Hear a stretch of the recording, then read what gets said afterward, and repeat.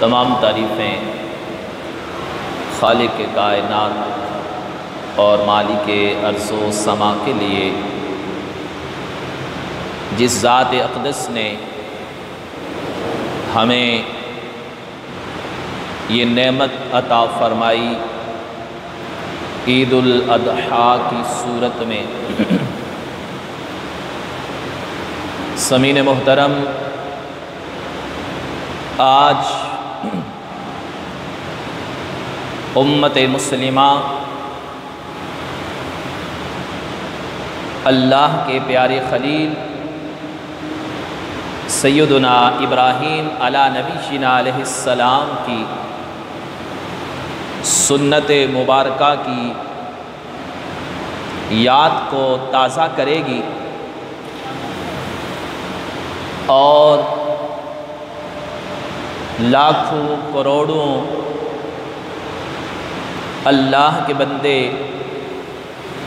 رب کی بارگاہ میں اپنی عقیدتوں، محبتوں، نیاز مندی، عاجزی اور ان کو عجز و انکساری اور بندگی کا اظہار کریں گے۔ سامعین محترم، میرے محبوب علیہ الصلاۃ والسلام نے خود اس عمل کو کیا۔ قرآن پاک میں اس کا حکم دیا گیا، فرمایا فَصَلِّ لِرَبِّكَ وَانْحَرْ،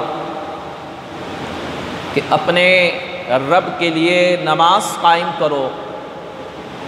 اور قربانی کرو۔ ہر صاحب استطاعت، عاقل، بالغ، مقیم پر اللہ تبارک و تعالیٰ کی طرف سے قربانی کو لازم رکھا گیا۔ سامعین محترم، قربانی یہ اللہ کے قرب کا ذریعہ ہے، یہ گناہوں کی بخشش کا سبب ہے، یہ اللہ کے قریب ہونے کا ایک راستہ ہے، اللہ کی راہ میں خرچ کرنے کا جذبہ بیدار کرنا اور اپنا سب کچھ راہ خدا میں قربان کرنے کا یقین رکھنا، وہ اس قربانی جیسی عظیم عبادت سے ہمیں حاصل ہوتا ہے۔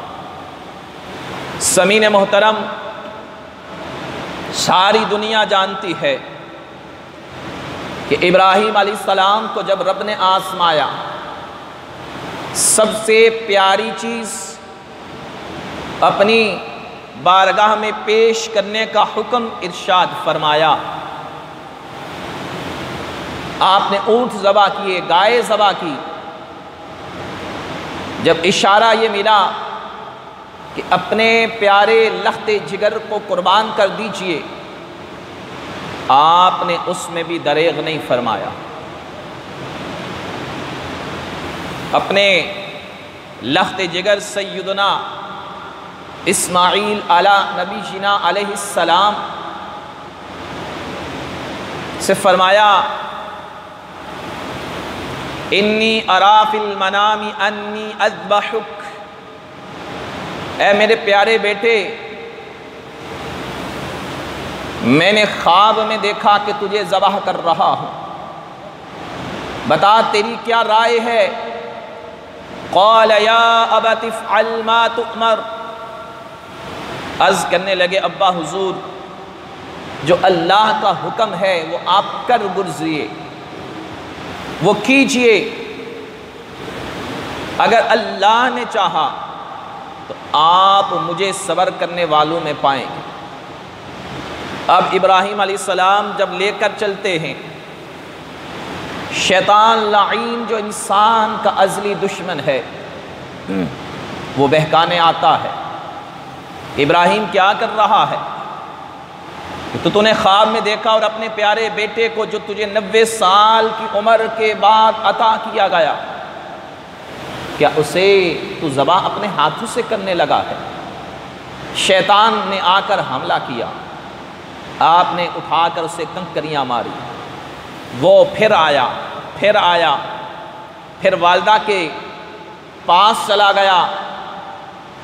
حضرت ہاجرہ رضی اللہ تعالی عنہا کے پاس، کہ اے اللہ کی بندی، تجھے معلوم ہے کہ ابراہیم اپنے بیٹے کو کہاں لے کر جا رہے ہیں؟ کہا نہیں، کہا وہ اسے ذبح کرنے کے لیے لے جا رہے ہیں۔ تو فرمانے لگی کہ اگر وہ لے کر جا رہے ہیں تو یقیناً رب کا حکم ہوگا۔ آپ نے بھی اس شیطان کو کنکریاں ماری۔ یہی وجہ ہے کہ ابراہیم علیہ السلام کی یہ ادا، یہ رب کی بارگاہ میں اپنا سب کچھ قربان کرنے کا جذبہ جو تھا، وہ رب کو ایسا پسند آیا کہ اب قیامت تک جو حاجی حج کرے گا، اس کا حج اس وقت تک مکمل نہیں ہوگا جب تک کہ وہ شیطان کو کنکریاں نہ مار لے۔ یہ وہ اسی ابراہیم علیہ السلام کی ادا جو اللہ کی رضا کے لیے آپ نے اپنے بیٹے کو قربان کرنے کے لیے لے جاتے ہوئے اس شیطان لعین کو کنکر مارے، تو رب نے اس سنت ابراہیمی کو قیامت تک کے لیے ہر حاجی پر لازم قرار دیا۔ سامعین محترم، ابراہیم علیہ السلام نے اللہ کے حکم کے سامنے سرنگو ہو کر، سر تسلیم خم ہو کر اپنے پیارے بیٹے کو لٹا کر چھری چلا دی، مگر آزمائش مقصود تھی۔ رب تو صرف آزمانا چاہتا تھا، تو وَفَدَيْنَاهُ بِذِبْحٍ عَظِيمٍ، تو رب نے بدلے میں اسماعیل علیہ السلام کی جگہ جنت سے ایک مینڈا بھیجا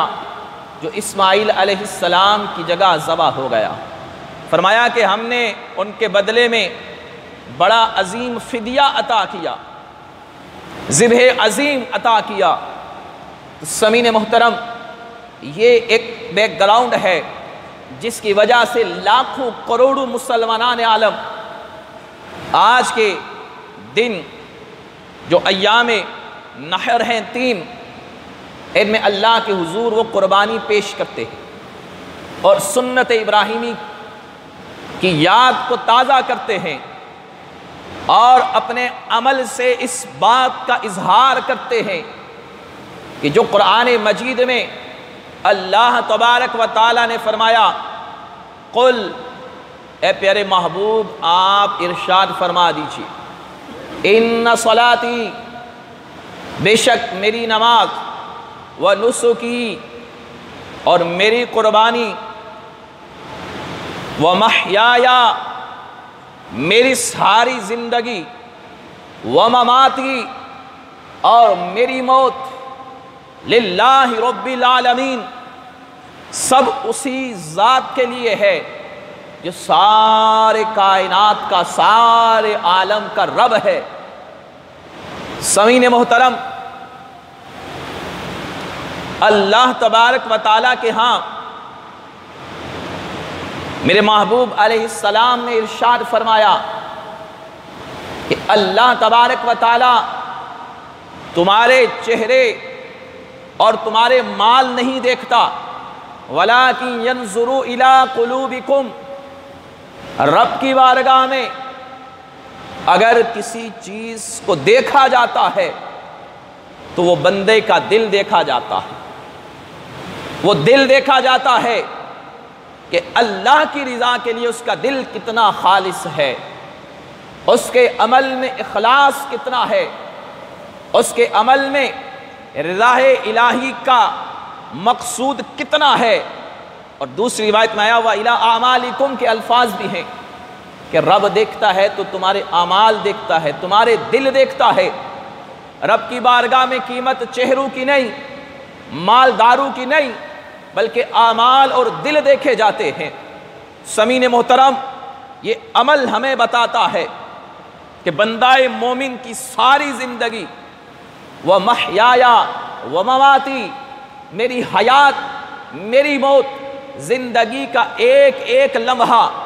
اور موت کی ایک ایک کروٹ اور ما بعد الموت جو کچھ ہے،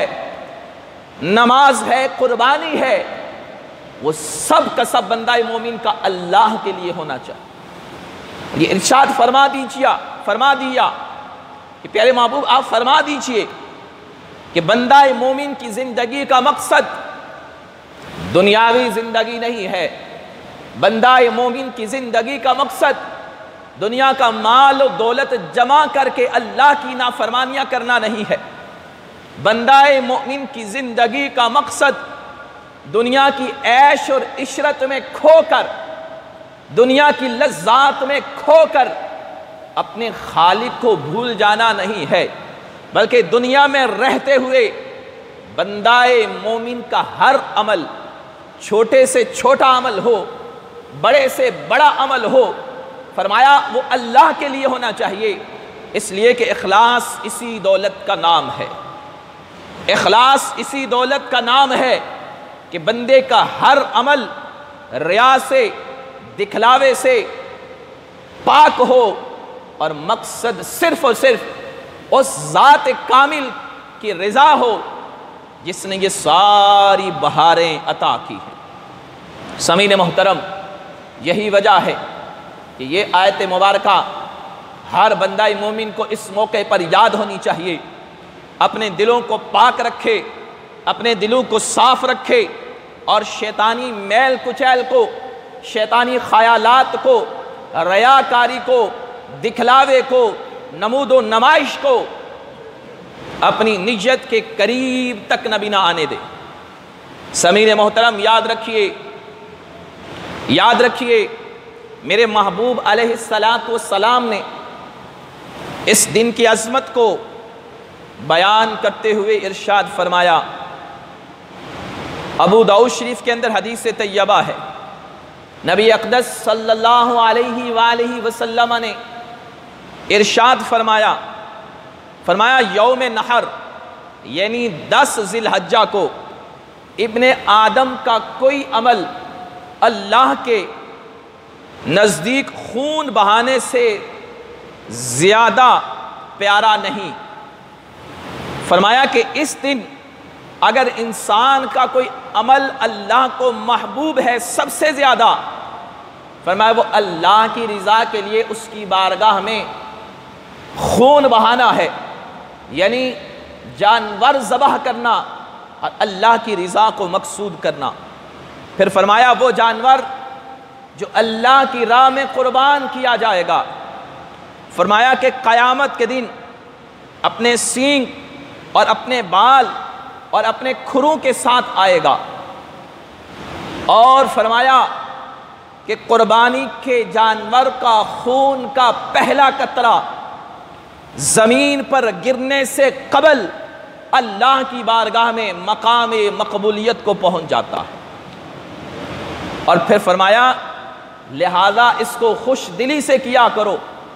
خوش دلی سے اس عمل کو کیا کرو، اس لیے کہ یہ وہ عمل ہے کہ اس کے ہر بال کے بدلے میں نیکی ہے۔ اور قیامت کے دن حدیث طیبہ کے مطابق جب میدان محشر کے لیے لوگ اٹھائے جائیں گے، اپنی اپنی قبروں سے اٹھیں گے، تو قربانی کے جانور جس نے ذبح کیا ہوگا، جس نے اللہ کی رضا کے لیے قربانی پیش کی ہوگی، وہ جانور اس کی قبر کے سرانے کھڑا ہوگا، اور وہ اپنی اس سواری پر سوار ہو کر میدان محشر کی طرف جائے گا۔ حدیث کے مطابق قیامت کے دن پل صراط پر یہ قربانیاں سواری ہوں گی، اور اللہ کی رضا کے لیے آج کے دن قربانیاں پیش کرنے والے اپنی قربانیوں پر سوار ہو کر داخلہ جنت انہیں نصیب ہو جائے گا۔ سامعین محترم، طبرانی شریف کے اندر حدیث طیبہ ہے، یہ حدیث ہمیں بالخصوص یاد رکھنی چاہیے۔ آقا کریم علیہ السلام نے ارشاد فرمایا، آپ علیہ السلام نے فرمایا کہ جو روپیہ عید کے دن قربانی کے لیے خرچ کیا گیا، اس سے زیادہ اور کوئی اللہ کو پیارا نہیں ہے، اور کوئی مال اللہ کی بارگاہ میں قبول نہیں ہے۔ سامعین محترم، میرے محبوب علیہ السلام کی حدیث حضرت امام حسن بن علی رضی اللہ تعالی عنہما روایت فرماتے ہیں، جان عالم صلی اللہ علیہ وآلہ وسلم نے ارشاد فرمایا، جس شخص نے ثواب کی طلب کرتے ہوئے اللہ کی بارگاہ سے ثواب کی امید رکھتے ہوئے خوش دلی کے ساتھ، خوشی کے ساتھ اللہ کی بارگاہ میں قربانی پیش کی، فرمایا یہ قربانی کل قیامت کے دن جہنم کی آگ سے اس کے لیے حجاب بن جائے گی، اس کے لیے رکاوٹ بن جائے گی، اور یہ قربانی اس بندے اور جہنم کے بیچ میں آڑ ہوگی اور یہ اسے جہنم سے بچائے گی۔ سامعین محترم، یہ اس قدر قربانی اللہ کی بارگاہ میں مقبول ہے، اور اس قدر جو خوش دلی سے ثواب کی نیت سے کرے گا وہ یہ اجر پائے گا۔ مگر اگر کسی کی نیت میں فطور ہے، اگر کہیں دل کے کروڑویں حصے میں بھی ریاکاری مقصود ہے، اگر دل کے کروڑویں حصے میں بھی کوئی ظاہری دنیاوی مقصد حاصل کرنا ہے، یا غرور ہے، تکبر ہے، تو وہ قربانی اس کے لیے وبال جان بن جائے گی۔ وہ عمل جو اللہ کی رضا کے لیے ہونا چاہیے، اگر اس میں مقصود کوئی اور ہو تو یہ ریاکاری، اسے شرک اصغر کہا جاتا ہے۔ یہ شرک اصغر ہے کہ جو کام اللہ کی رضا کے لیے ہونا چاہیے بندہ اس میں غیر کو شامل کر دے اور کوئی اور مقصد حاصل ہو جائے۔ سامعین محترم، میرے محبوب علیہ السلام نے ارشاد فرمایا، آقا کریم علیہ السلام نے، صحیح بخاری کی حدیث ہے، حضرت براء رضی اللہ تعالی عنہ روایت فرماتے ہیں، آپ علیہ السلام نے فرمایا کہ آج کے دن ہم جو سب سے پہلے کام کریں گے، فرمایا وہ نماز پڑھیں گے، اور پھر فرمایا پھر اس کے بعد قربانیاں کریں گے۔ جس نے ایسا کیا اس نے ہمارا طریقہ پا لیا، یعنی ہماری سنت پر چلا، اور جس نے اس سے پہلے ذبح کر لیا، فرمایا تو وہ گوشت ہے جو اس نے اپنے گھر والوں کے لیے تیار کیا۔ تو نماز عید سے پہلے قربانی کرنا یہ جائز نہیں ہے۔ پھر آقا کریم علیہ السلام کی حدیث طیبہ، آپ علیہ السلام نے سیدہ کائنات، مخدومہ کائنات سیدہ فاطمہ الزہرا رضی اللہ تعالی عنہا سے فرمایا، جب آپ علیہ السلام ان کی طرف سے قربانی کرنے لگے تو فرمایا، اے بیٹی اپنی قربانی کے پاس حاضر ہو جاؤ، اس لیے کہ اس کے خون کا پہلا قطرہ زمین پر گرنے سے قبل اللہ تبارک و تعالی قربانی کرنے والے کی مغفرت فرما دیتا ہے، اس کے گناہوں کو بخش دیا جاتا ہے۔ سامعین محترم، یاد رکھیے یہ معاشرتی بیماری ہے کہ اس نیک عمل میں بھی محض خالص جو اللہ کے لیے ہونا چاہیے اس میں بھی ریاکاری، نمود و نمائش کا بڑا دخل ہوتا ہے۔ ایک دوسرے سے بڑھ کر ایک دوسرے کو نیچا دکھانے کے لیے کوششیں کی جاتی ہیں، اور یہ سمجھا جاتا ہے کہ میں اس سے مقابلہ کر کے شاید فلاح پا جاؤں گا۔ قرآن پاک کی آیت مبارکہ سورہ حج کے اندر 17واں پارہ میرے رب نے ارشاد فرمایا، لَن يَنَالَ اللَّهَ لُحُومُهَا وَلَا دِمَاؤُهَا، اعلان فرما دیا، لوگو رب کو تو نہ تمہارے خون بہانے کی ضرورت ہے، نہ رب گوشت کی ضرورت رکھتا ہے۔ رب کو نہ تمہارے خون کی ضرورت ہے، رب کو نہ تمہارے گوشت کی ضرورت ہے، رب کو اس چیز سے کوئی سروکار نہیں ہے۔ وہ تو الصمد بے نیاز ذات ہے، وہ کسی کا محتاج نہیں ہے۔ فرمایا رب کے ہاں نہ تمہارا خون پہنچتا ہے، نہ گوشت پہنچتا ہے کہ جانور کتنا موٹا ہے، گوشت والا کتنا ہے، یہ نہیں دیکھا جاتا۔ فرمایا وَلَٰكِن يَنَالُهُ التَّقْوَىٰ مِنْكُمْ، اگر اللہ کی بارگاہ میں کوئی چیز پہنچتی ہے تو وہ تمہارا تقویٰ پہنچتا ہے، وہ تمہارا تقویٰ پہنچتا ہے کہ تمہاری نیت میں اخلاص کتنا ہے، تمہارے ارادے میں صفائی کتنی ہے، تمہارے خیالات میں رضا الہی مقصود کتنی ہے۔ رب کی بارگاہ میں یہ چیز پہنچتی ہے، خون اور گوشت نہیں پہنچتا۔ رب کو نہ خون کی ضرورت نہ گوشت کی ضرورت، رب کے ہاں اگر قدر و منزلت ہے تو وہ تقویٰ دیکھا جاتا ہے کہ کون متقی، کون پرہیزگار ہے۔ اب سامعین محترم، اس آیت پر ذرا غور کیجئے گا کہ قربانی کرنے کا مقصد کیا ہے؟ قربانی کرنے کا مقصد کیا ہے؟ قربانی کرنے کا اصل مقصد یہ ہے کہ انسان اپنی پسند، اپنی چاہت، اپنی خواہشات کو، اپنی مرضی کو اللہ کے حکم کے سامنے سرنگو کر لے، اللہ کے حکم کے سامنے رک جائے، اپنی خواہشات کو روک لے، اپنے خیالات کو روک لے،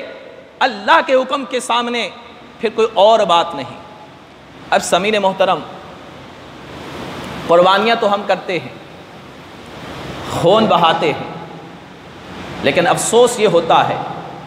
ہم یہ سمجھتے ہیں کہ قربانی صرف یہ ہے کہ جانور خریدو، منڈی سے لاؤ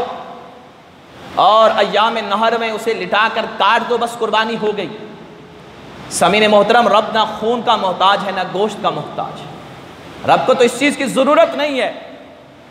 رب نے فرمایا کہ وَلَٰكِن يَنَالُهُ التَّقْوَىٰ مِنْكُمْ، اصل چیز جو مقصد ہے قربانی کا وہ ہے دل کا تقویٰ، کہ انسان کا دل اللہ کی اطاعت اور بندگی کے لیے راضی ہو جائے۔ ہم جانور تو کاٹ دیتے ہیں مگر اندر کے نفس کو کاٹنے کے لیے تیار نہیں ہوتے۔ ہم جانور کے گلے پر تو چھری چلا دیتے ہیں مگر اپنی نفسانی خواہشات کو ذبح نہیں کرتے، ہم اپنی سستی کو ذبح نہیں کرتے، ہم اپنی کاہلی کو نہیں چھوڑتے۔